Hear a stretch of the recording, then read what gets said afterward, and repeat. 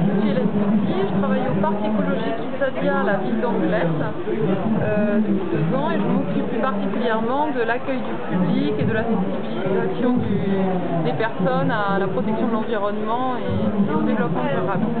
Donc, dans le parc écologique, qui est en fait une zone préservée de 14 hectares en arrière-dune, on peut trouver une des dernières stations de la plante que vous voyez ici, qui s'appelle la Petite Centaurée à fleurs serrées. Voilà, donc c'est une des dernières stations sur la côte atlantique, puisqu'on la rencontre aussi dans les Landes, à un endroit qui s'appelle le Gurp. Avant, on pouvait la rencontrer sur toute la côte atlantique, mais maintenant, elle a plus ou moins disparu à cause de l'aménagement de l'arrière-dune et on ne la retrouve plus que sur des zones assez relictuelles, comme sur le site qui se trouve à la barre en fait. Elle mesure combien cette petite fleur? C'est une plante qui mesure à peu près ça et qu'on peut observer seulement en floraison à partir du mois de juin, juillet et jusqu'à août-septembre, on peut encore la voir en floraison. En ce moment, elle est en dormance, c'est-à-dire qu'elle est sous forme de graines dans le sol et que bientôt elle va pouvoir germer et se développer. Est-ce que vous pensez que vous allez pouvoir la sauver? A priori, l'endroit où on la trouve chez nous n'est pas menacé, puisque c'est une zone qui se trouve au bord d'un lac d'eau salée. Et ce lac d'eau salée inonde l'hiver l'endroit où elle pousse, se retire en période estivale, et c'est cette fluctuation de niveau d'eau qui lui permet de bien se développer. Donc a priori, elle n'est pas menacée, à part par certaines plantes qui peuvent se révéler invasives et prendre sa place. On va pouvoir observer sur un autre document que je vais vous montrer.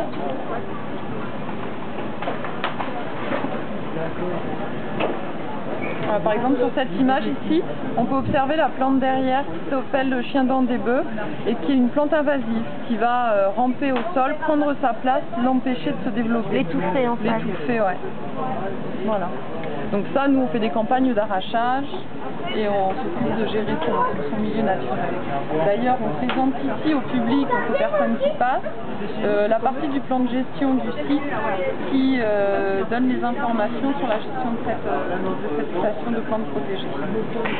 La zone de 14 hectares dont vous m'avez parlé, elle est ouverte depuis quand?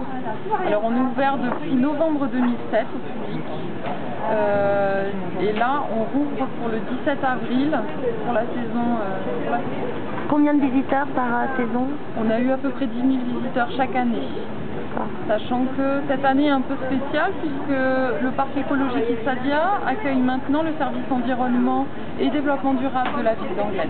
Donc on va avoir des missions qui vont s'élargir un peu sur la commune et ce qui va permettre aussi faire des expériences de gestion sur un espace préservé, voir pourquoi pas reproduire ces actions sur le reste de la commune. Dans ce parc, vous avez d'autres espèces rares en biodiversité? On a d'autres espèces rares, on a beaucoup d'habitats, c'est-à-dire de groupements d'espèces végétales qui sont reconnus comme menacées ou qui sont préservées au niveau européen. Par exemple, quelques noms peut-être? La lande acide à feuilles de sauge, qui est un habitat qui est de plus en plus rare, parce qu'on le trouve derrière les dunes, et ce sont des végétaux qui stabilisent la dune. Donc là, vous pouvez voir autour de vous, on se trouve sur une dune aménagée, il n'y a pas de place pour ce genre de végétaux. On va avoir aussi le marais à Jonc-Maritime et à l'Èche-et-Tiré. Donc là, c'est un milieu qui aussi est juste derrière la dune, dans des zones qui sont inondées plusieurs fois ou exondées, enfin c'est des milieux assez arides. Ça aussi, ce sont des milieux qui sont préservés, dans lesquels on va rencontrer des libellules notamment. D'accord, au niveau de la faune libellules, limicoles, on va avoir des espèces différentes qui vont passer et qui vont pouvoir... Et qui sont importantes pour les écosystèmes qui participent au maintien des écosystèmes et à leur intérêt. Merci.